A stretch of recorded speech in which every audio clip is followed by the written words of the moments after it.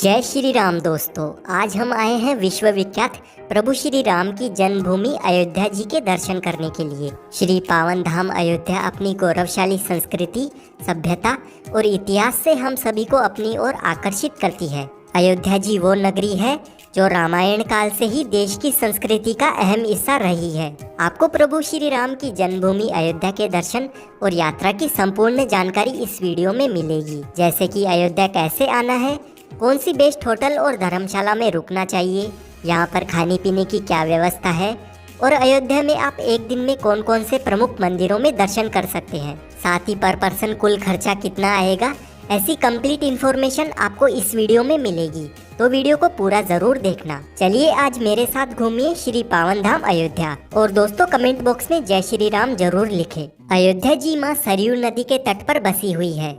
सरयू नदी का उल्लेख प्राचीन महाकाव्य रामायण में मिलता है। ये इतनी पवित्र मानी जाती है कि मानो इस पवित्र नदी में स्नान करने से जाने अनजाने में हुए पाप धुल जाते हैं। अयोध्या की भूमि को उपजाऊ बनाने और भगवान श्री राम के जन्म का साक्षी बनने में सरयू नदी का योगदान रहा है। जो भी श्रद्धालु अयोध्या में आते हैं वो यहाँ पर सबसे पहले स्नान करते हैं, बाद में मंदिरों के दर्शन के लिए जाते हैं। माँ भगवती सरयू नदी के किनारे 14 प्रमुख घाट है। इनमें गुप्त द्वार घाट, कैकई घाट, कौशल्या घाट, पाप मोचन घाट, लक्ष्मण घाट और जानकी घाट आदि विशेष उल्लेखनीय है। यहाँ पर आप एक दिन में पूरी अयोध्या को बहुत ही अच्छे तरीके से घूम सकते हैं। तो सबसे पहले अभी हम आ गए हैं राम की पैड़ी पर। राम की पैड़ी वही स्थान है जहाँ पर दीपावली में भव्य दीपोत्सव मनाया जाता है। यहाँ की दिव्यता और भव्यता देखकर आप दंग रह जाएंगे। राम की पैड़ी को बहुत ही खूबसूरती से बनाया और बसाया गया है। पास में ही बहुत ही प्यारा सा गार्डन भी बनाया गया है। यहाँ पर आप आराम से बैठकर कुछ पल सुकून के व्यतीत कर सकते हैं। यहाँ पर घूमने में आपको बहुत ही ज्यादा शांति मिलेगी,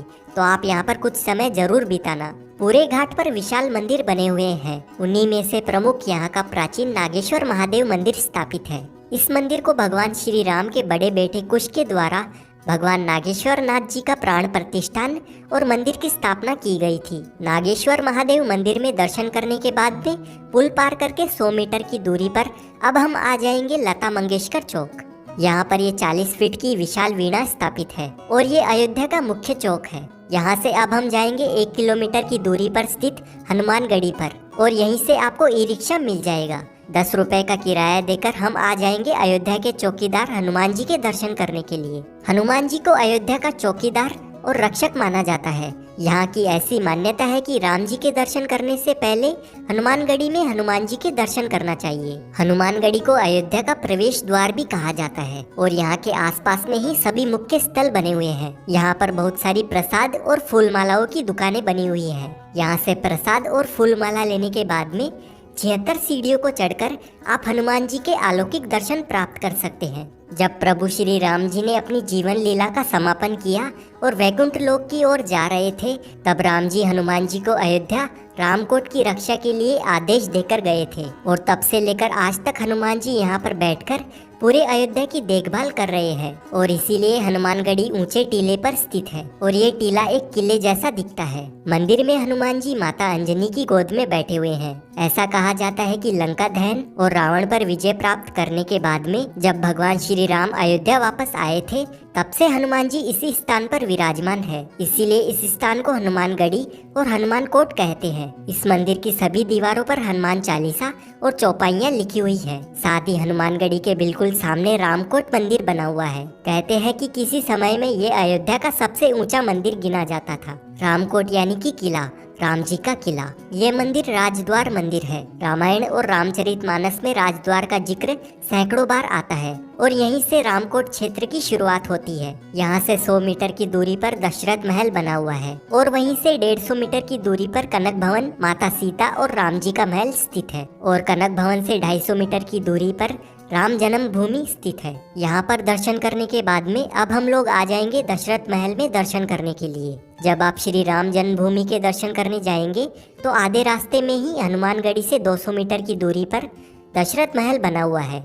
हनुमानगढ़ी से ये जो रास्ता आपको सामने की ओर नजर आ रहा है ना, बस इसी रास्ते में आपको सामने ही दशरथ महल का मुख्य द्वार दिखाई देगा। महल के अंदर प्रवेश करने के बाद में यहाँ पर आपको भव्य महल बना हुआ दिखेगा। यहाँ की ऐसी मान्यता है कि राजा दशरथ ने इस महल की स्थापना त्रेता युग में की थी। महल के अंदर बहुत ही प्यारा सा मंदिर बना हुआ है। यहाँ पर प्रभु श्री राम सहित पूरा परिवार विराजमान है। यहाँ पर हमें पिताजी दशरथ के साथ में चारों भाई और तीनों माताएं संग राम जी के पूरे परिवार के साथ में दर्शन होते हैं और इस मंदिर की शैली आपको बहुत ही ज्यादा मनभावन लगेगी। ये महल सुंदर चित्रों और कलाकृतियों के साथ में सजाया गया है। दशरथ महल में ही प्रभु श्री राम ने अपना बचपन बिताया था। इस महल में प्रभु श्री राम के बचपन से लेकर जवानी तक की सभी प्रतिमाओं के दर्शन होते हैं। दशरथ महल राम जी का खेल आंगन है, जिसका वर्णन तुलसीदास जी ने रामचरितमानस में बड़े ही सुंदर रूप में किया है। दशरथ महल के दर्शन करने के बाद में यहीं से पास में जो राइट हैंड पर रास्ता जाता है, ये रास्ता आपको सीधे कनक भवन की तरफ ले जाता है। कनक भवन में भगवान राम और माता सीता के दर्शन करने के लिए कनक भवन के खुलने और बंद होने का निश्चित समय है। सुबह 8 बजे मंदिर खुलता है, फिर 12:30 बजे बंद कर दिया जाता है और फिर उसके बाद में शाम को 4:30 बजे फिर से महल खुलता है और रात के 9 बजे इस मंदिर को बंद कर दिया जाता है। जब माता सीता विवाहित होकर अयोध्या आई थी, तब माता कैकेयी ने इस महल को सीता माता की मुंह दिखाई में उपहार स्वरूप दिया था। ये महल भगवान श्री राम और माता सीता का निजी महल हुआ करता था। कनक भवन अपनी सुंदरता और भव्यता के लिए बहुत ही ज्यादा प्रसिद्ध है। कुछ सीढ़ियां चढ़ने के बाद में आप महल के अंदर प्रवेश कर सकते हैं। महल में प्रवेश करने के बाद में आप विशाल प्रांगण में आ जाएंगे। सामने ही माता सीता और भगवान श्री राम का मंदिर स्थापित है और ये बहुत ही प्यारा मंदिर बना हुआ है। आप इस महल के प्रांगण में जरूर बैठे। यहाँ पर गीत और संगीत का आयोजन भी होता है, जिसका अनुभव बहुत ही ज्यादा खास रहता है। आपको यहाँ पर बैठ के बहुत ही ज्यादा सुकून और शांति मिलेगी।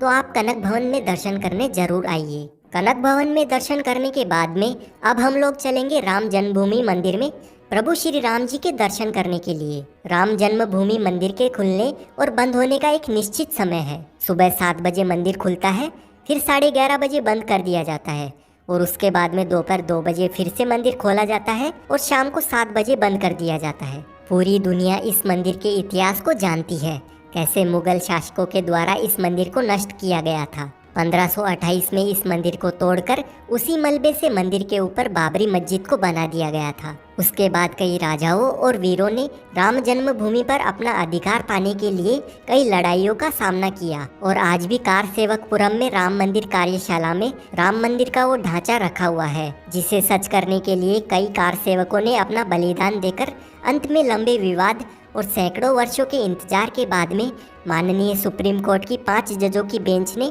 पुनः राम मंदिर निर्माण का ऐतिहासिक फैसला सुनाते हुए 9 नवंबर 2019 को मंदिर के पक्ष में फैसला सुनाया। अब यहाँ पर विश्व विख्यात राम मंदिर बन चुका है, जिसकी भव्यता, विशालता और दिव्यता बहुत ही ज्यादा अलौकिक होने वाली है। वर्तमान सरकार की देखरेख में मंदिर का निर्माण कार्य बड़ी ही तेजी से पूरा होने की कगार पर है।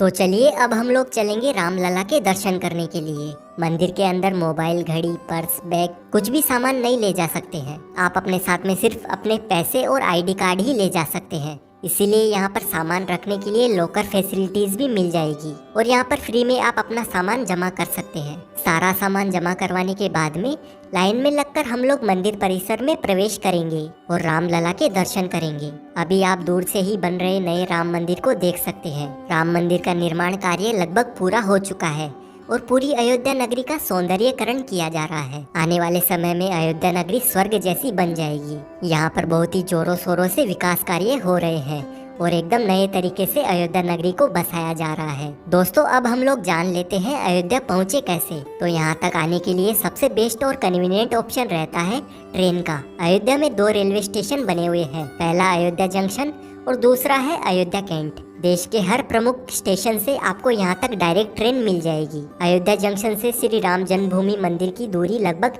1 किलोमीटर है। वहीं राम की पैड़ी सरयू घाट की दूरी लगभग 3 किलोमीटर है और आप ई रिक्शा के माध्यम से 20 रुपए का किराया देकर आराम से पहुँच जाएंगे। वहीं बात करें अयोध्या कैंट रेलवे स्टेशन की, तो यहाँ से राम की पैड़ी की दूरी लगभग 11 किलोमीटर है। आप ई रिक्शा के माध्यम से 50 रुपए का किराया देकर सरयू घाट तक आ सकते हैं। वहीं आप अगर फ्लाइट के माध्यम से अयोध्या आना चाहते हैं तो अयोध्या में भव्य महर्षि वाल्मीकि इंटरनेशनल एयरपोर्ट बन चुका है और राम मंदिर के उद्घाटन से पहले ही अयोध्या में आने वाले भक्तों के लिए 1 जनवरी 2024 से शुरुआत में दिल्ली, मुंबई, बेंगलुरु और हैदराबाद से सीधे अयोध्या तक हवाई यात्रा की सुविधा मिल जाएगी, तो आप आराम से फ्लाइट से भी अयोध्या आ सकते हैं। अब बात करते हैं कि आपको होटल या धर्मशाला कहां पर लेनी चाहिए। वैसे तो पूरे अयोध्या में बहुत सारी धर्मशालाएं और होटल बने हुए हैं, लेकिन अयोध्या जंक्शन रेलवे स्टेशन के सामने जो रोड जाती है, इस रोड पर बहुत ही अच्छे और बजट होटल मिल जाते हैं। आप यहाँ पर आराम से होटल या धर्मशाला ले सकते हैं। यहाँ पर नॉन एसी रूम 600 रुपए से स्टार्ट होते हैं, वहीं एसी रूम 900 रुपए तक मिल जाते हैं। अयोध्या में हम लोग खाने पीने की बात करें तो दोस्तों कनक भवन के पास में ही कनक सरकार रसोई बनी हुई है। इस रसोई में एकदम शुद्ध बहुत ही स्वादिष्ट भोजन मिलता है। मात्र 90 रुपए से 150 रुपए में आप यहाँ पर अनलिमिटेड थाली भोजन ग्रहण कर सकते हैं। और इस रसोई में घर पर बने गाय के देसी घी से सारा खाना बनाया जाता है और यहाँ से आप अपने घर के लिए 900 रुपए लीटर शुद्ध गाय का घी खरीद कर भी लेकर जा सकते हैं। अगर आप अयोध्या आते हैं तो एक बार इस रसोई को जरूर विजिट करना। वहीं अगर आप यहाँ पर फ्री में भोजन करना चाहते हैं तो राम मंदिर के पास में ही अमावा राम मंदिर बना हुआ है। यहाँ पर राम रसोई बनी हुई है। इस रसोई में आप निशुल्क में भोजन कर सकते हैं और आपको यहाँ पर बहुत ही स्वादिष्ट भोजन करवाया जाता है। दोस्तों अगर आप अयोध्या सुबह आ जाते हैं, पूरे दिन यहाँ पर दर्शन करने के बाद में शाम को अपने घर के लिए लौट जाते हैं, तो आप मान के चलिए कि मात्र 1000 से 1500 रुपए के बजट में बहुत ही अच्छे तरीके से आप इस यात्रा को पूरा कर लेंगे। इस बजट में आपका ट्रेन का किराया, खाना पीना और यहाँ पर ई रिक्शा में लगने वाला किराया इंक्लूड है। और अगर आप एक नाइट यहाँ पर रुकते हैं तो 1500 से 2000 रुपए में आप आराम से अयोध्या दर्शन कर